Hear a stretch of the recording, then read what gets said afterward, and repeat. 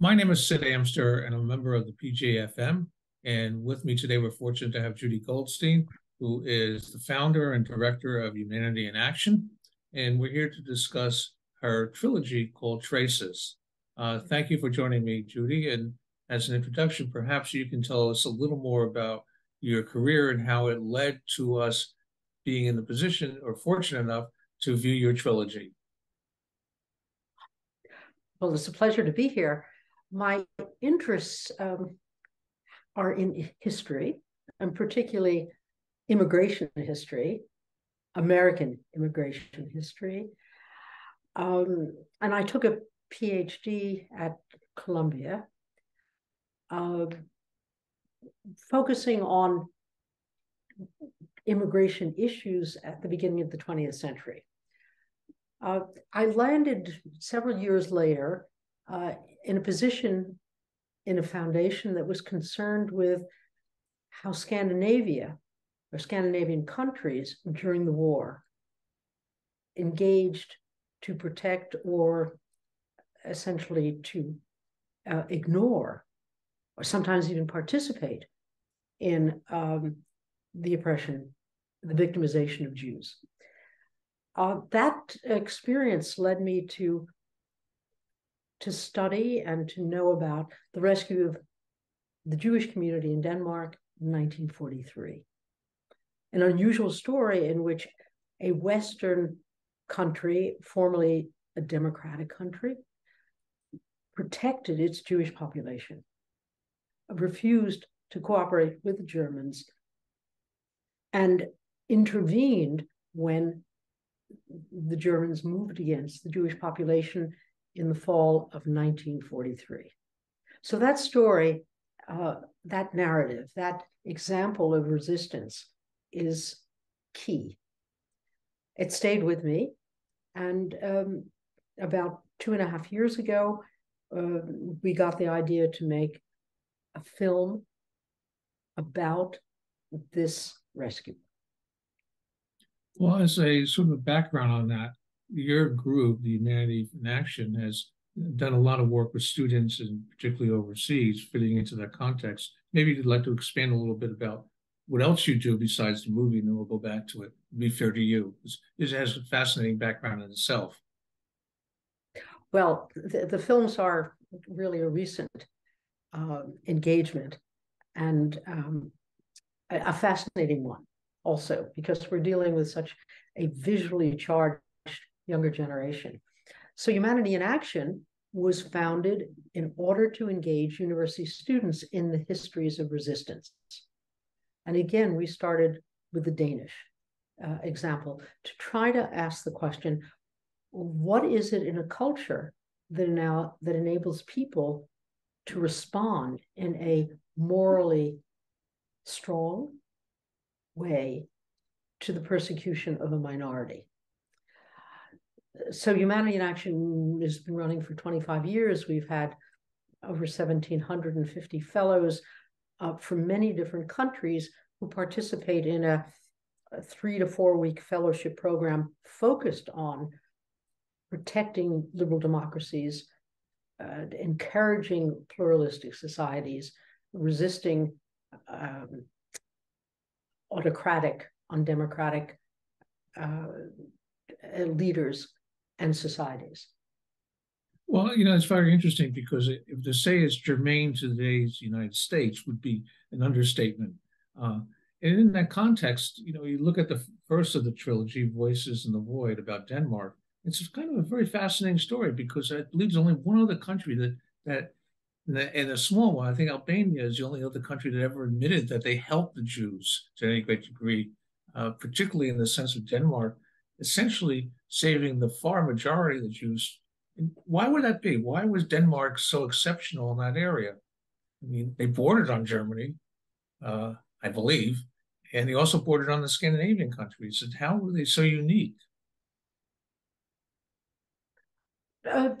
Because they developed a culture of caring, a culture of protectiveness for the citizens, a culture of recognizing that they had to take the moral high ground when challenged.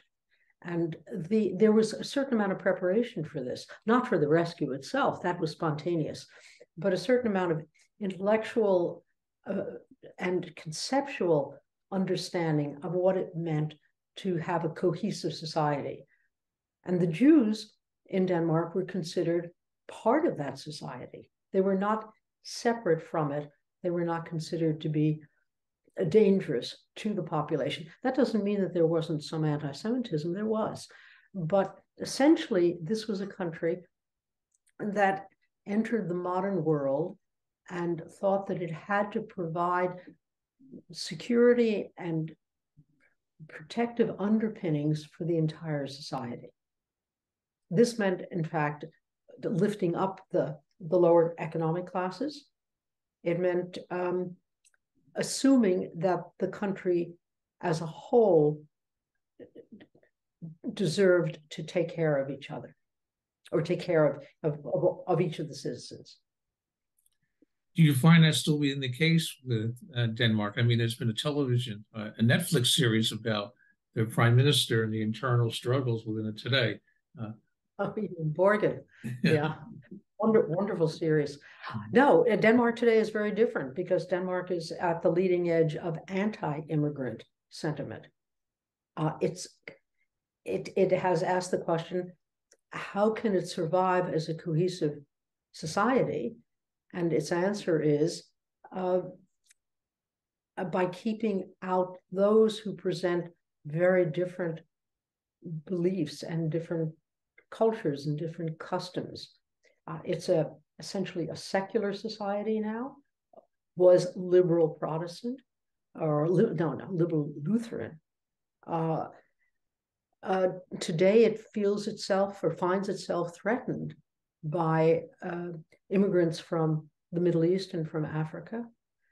And so it has a very different sense of what its capacity is to absorb and to develop a cohesive, coherent society. You know, societies evolve over time, and it's been, over 60 years since the Second World War. And the question it always begs is, would Denmark do the same thing today? It's one of those difficult questions or hypothetical questions regarding the Jews. Well, the Danish Jewish population is very small now. Most of it has, a good part of the population has left, gone to Israel. There are all sorts of issues that affect the Jewish population regarding circumcision, regarding kashrut. And of course, there are issues as far as Israel is concerned, and the Danish attitude towards the Israeli-Palestinian issue. But it doesn't take away from the example of the history in which it acted on behalf of a minority, setting an example of what should be done. And I think it's very important that we look at that. I think it's a very good point, and I'll skip ahead to the third movie, My Father's War, and you have the example of Holland, how the Dutch people responded, and maybe you can give some insight into that rather than me doing all the talking and boring people. No, it's a deeply painful subject, especially because the Dutch have developed a narrative which is very pleasing to them and important to the world, that it is a very tolerant society, a very open society, that it absorbs foreigners with it absorbs them and wants them to become part of the Dutch society. When tested through the occupation, and it was not a very benign occupation by the Germans, when tested, unfortunately, great numbers of the Dutch could not resist turning away from the Jewish population, and some absolutely collaborated. So in Denmark, you had a population of 6 million, and in the Netherlands, had a Jewish population of 140,000. The number is significant, but the quality of the response is not tied to those numbers. It's tied to what you want to do and how you connect to people who are different. The Dutch,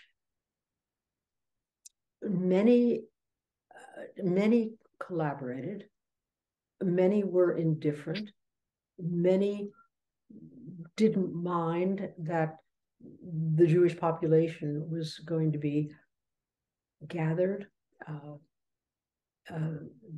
sent to a camp in the Netherlands as the way station to go to the camps in Eastern Europe.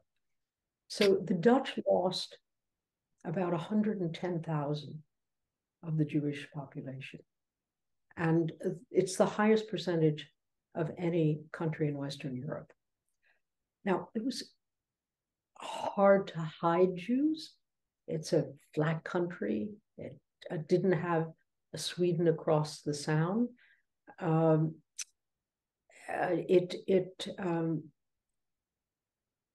It was under enormous pressure. But the number of people, of Jews who were hidden and then betrayed, hidden then exposed, hidden then captured, speaks to a population in which, a part of a population in which turning against their co-citizens was something that many could not resist. It's fascinating. Everybody knows somebody from somewhere else. And my experience has been the Dutch people from my generation, the one after it, had no knowledge of this. That's absolutely.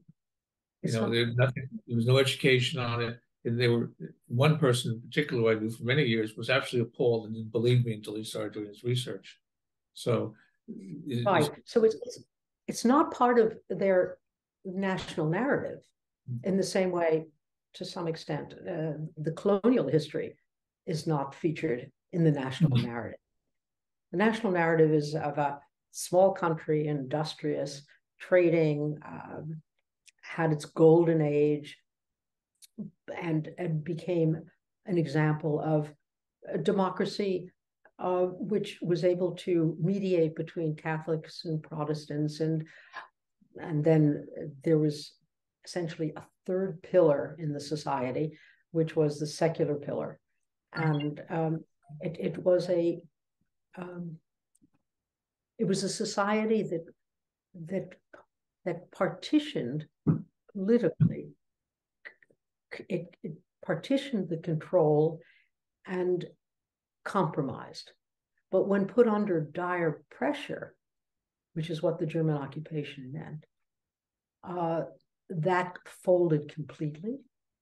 And the connection from one group to the next was quite weak, particularly in regard to Jews.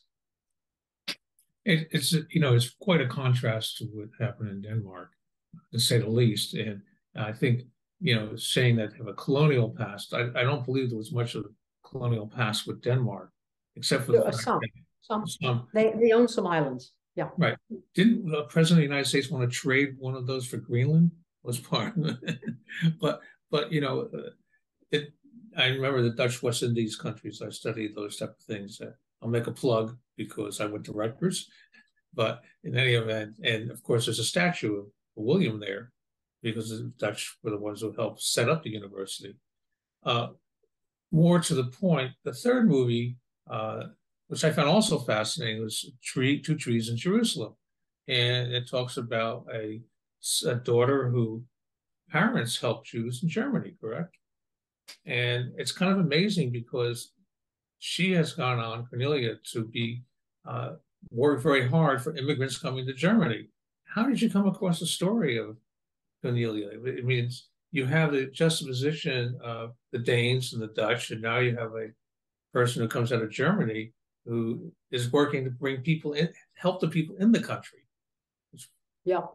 Well, in general terms, the Danish story is a story about a country that helps protect the Jews.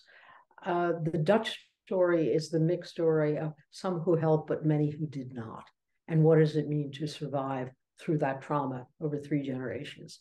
The third story, then, is the story of an individual family, not a Jewish family, but an individual family in Berlin, a husband and wife who take on the moral responsibility to protect their Jewish friends. The husband then, in the army, goes to Poland and protects Polish Jews as much as he can. The story is about how parents convey to their child, in this case Cornelia, the values of taking responsibility for those who need help.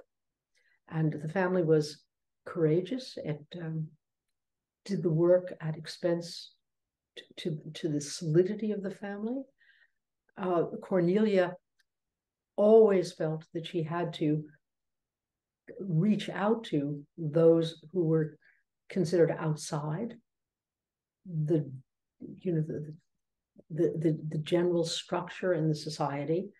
And she made her career in working on behalf of immigrants and working on behalf of bringing immigrants who would come to Germany and who were going to live in Germany, helping them to integrate and to become part of German society. The family was... I'm sorry, go ahead. Go ahead. No, you go I was ahead. going to say the family was courageous. The title of the book, 2 Trees in Jerusalem, stands for the fact that in Yad Vashem, in Jerusalem, there is the Avenue of the Righteous, and Cornelia's parents are included in the righteous in Jerusalem. She wrote a book, which was the basis for the film.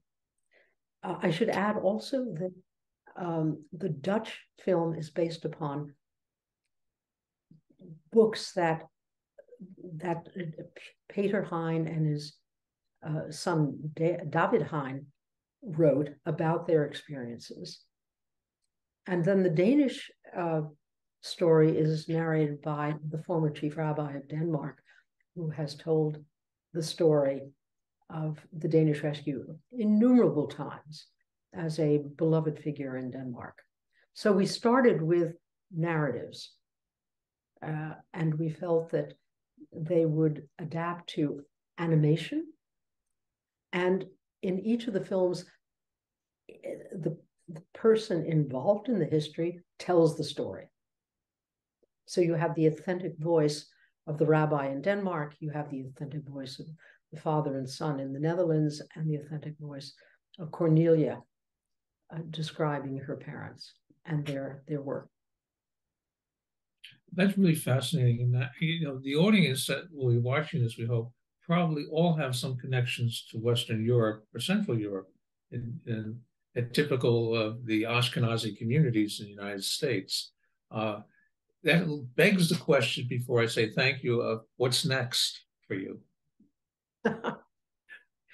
What's next? Well, we'll see if we can make more films on this subject.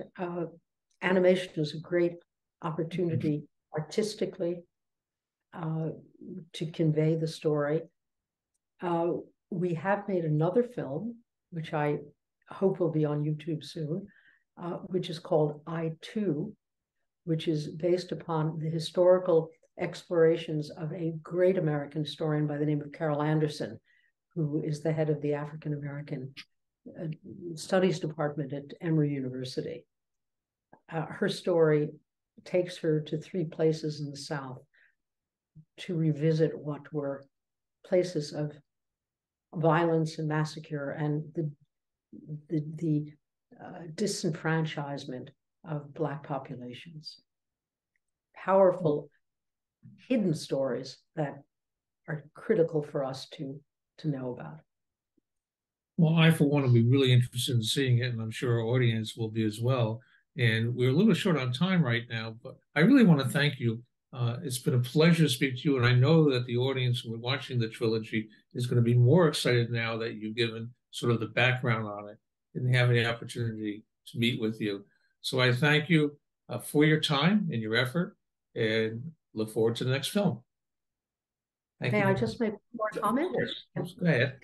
That if people want to have more information about these histories, it's on our website at humanityiinaction.org. There is a rich, rich collection of information, books and articles and curricula and questions and answers, so that we would love these films to be shown as widely as possible. Thank you for that. We'll look forward to it. And one last comment from me. I'll be passing through Maine. I have my closest friends live outside of Halifax. So it's on the way. Halifax? Yeah, they live. Oh, yes, right. So you go to Maine, right. A very small country that's on the other side of the border. Yeah. There is another country up there. Thank you so much for your time. Thank you. A pleasure. Thanks, Sid.